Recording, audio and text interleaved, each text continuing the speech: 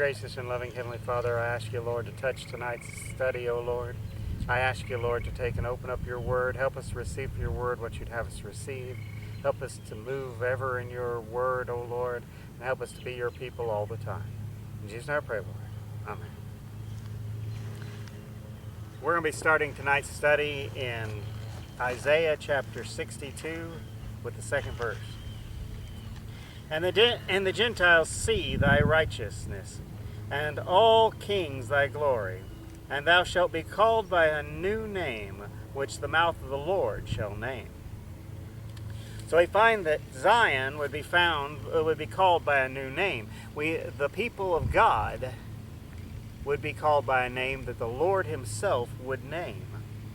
Let's go to John chapter 17, verse 11. John chapter 17, verse 11. And now I am no more in the world, but these are in the world. And I come to thee, Holy Father, keep through thine own name those whom thou hast given me, and that they may be one as we are. So Jesus said that we were to be kept in the Father's name. Too many churches today are going around trying to pick their own names. They're trying to say, oh, well, we're the Baptist church, or we're the Methodist church, or we're the Church of the Rising Sun. You know, they take and have of various cliches and nicknames and catchphrases. But nobody seems to want to be called the Church of God except for some cults. When God took and named the church himself through Jesus Christ and named the church after the Father. Let's go to Acts chapter 20, verse 28.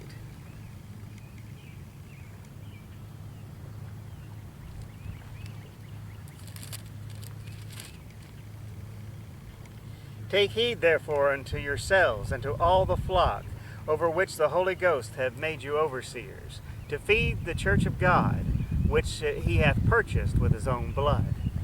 So Jesus purchased the church with his own blood. He has the right to name the church and to declare what the church is and what it is not. Too many today are trying to take and let man determine who and what is the church, when God is the only one who has the authority to determine what is the church. Let's go to Ephesians chapter 2, verse 19.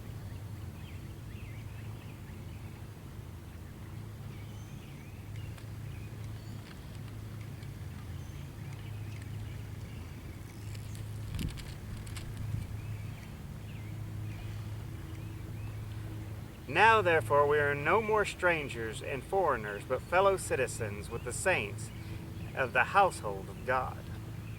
So we're the household of God. We are not a organism or an organization of people. We are the household of God. We are his family. Then down to Ephesians chapter 3, starting with the 14th verse. For this cause I bow my knee unto the Father of our Lord Jesus Christ, of whom the whole family in heaven and earth is named. So the whole family, both in heaven and here on earth, are named after the Father. It's a family name. Just as my kids carry my last name, so we too, as the church, should be carrying the name of God. 1 Corinthians chapter 10, starting with the 32nd verse.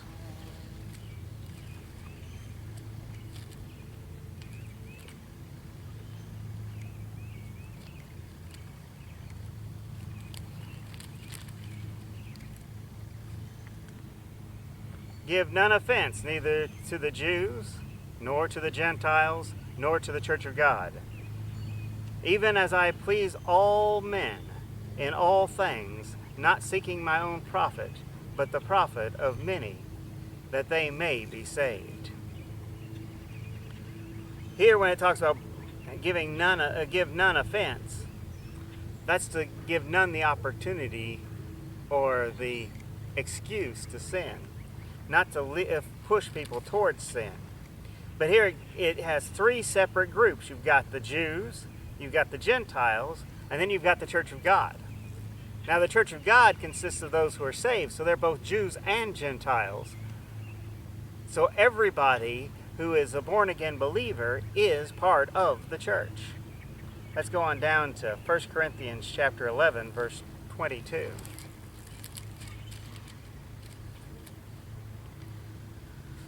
What, have ye not houses to eat and to drink in, or despise ye the church of God, and shame them that have not?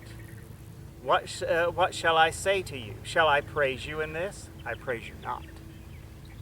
Here, Paul was taking and calling out specifically what the church of Corinth was doing wrong. And one of the things they were doing wrong is they weren't considering one another as family. They were taking and coming together and yet still being apart, still being separate, not being one body. And God wants us to be one body, not divided up. All these denominations that are spread around divide the body of Christ. And God wants us to be united. He wants us to be standing together. And standing together not in some Babylonish man-made name, but under the name of God. 1 Thessalonians chapter 2, verse 14.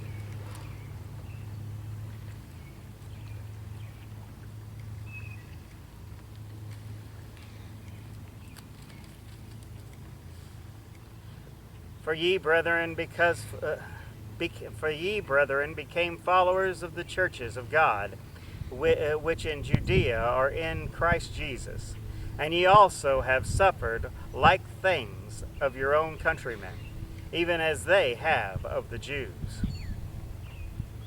So here they took and became fellow parts of the churches of God. So the individual congregations, the individual assemblies were referred to as the church of God. It wasn't just the universal church. I'm not sure how many times I've heard preachers take and say, "Oh, Brother Stan, you just don't understand. Church of God, yes, the universal church is the church of God, but we can have our individual congregations named whatever we want to." No, historically speaking, the individual congregation is the church of God. This is reinforced in 1st, 2nd Thessalonians. It's reinforced in 1st, 2nd Corinthians. And so the local churches are the church of God. In 1 Corinthians chapter 1, verse 2,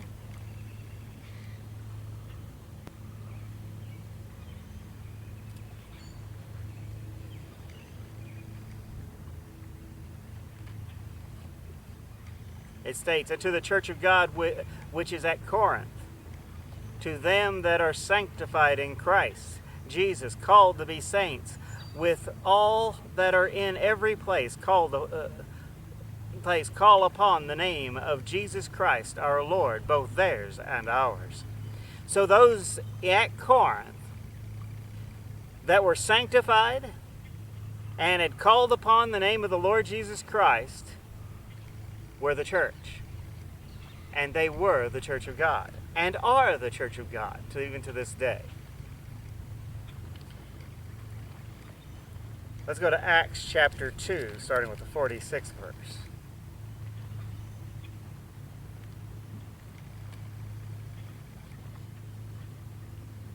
"And they, continuing daily with one accord in the temple, and breaking bread from house to house, did eat their meat with gladness and singleness of heart, praising God and having favor with all the people. And the Lord added to the church daily such as should be saved."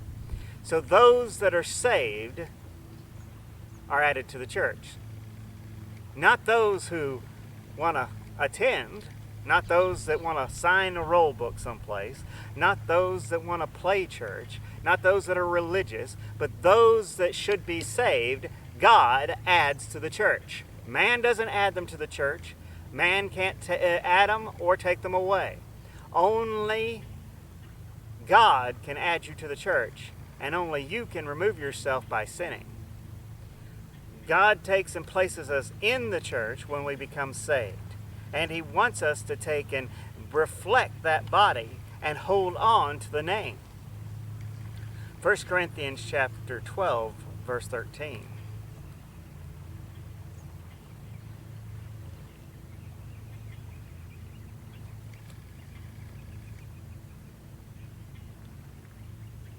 For by one Spirit are we all baptized into one body, whether we be Jew or Gentile, whether we be bond or free, and have all made to drink of one, all been made, and have been all made to drink into one Spirit. For the body is not one member, but many. We are to be united, functioning as a body. Just as our hands and our feet function as the head directs, we should be functioning as God directs, moving in His will, moving in His purposes, moving according to His desires, not according to our own. Matthew chapter 5, starting with the 34th verse.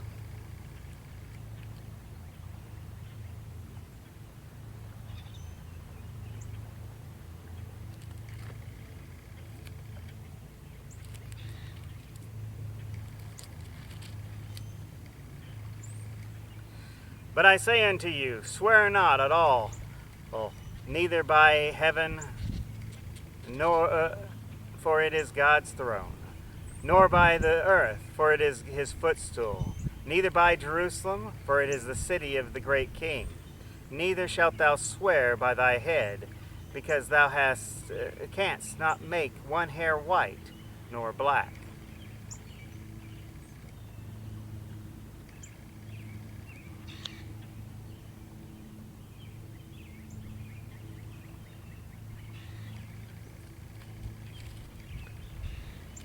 But let your yeas be yea, and your nays be nay. For whatsoever is more than these cometh evil.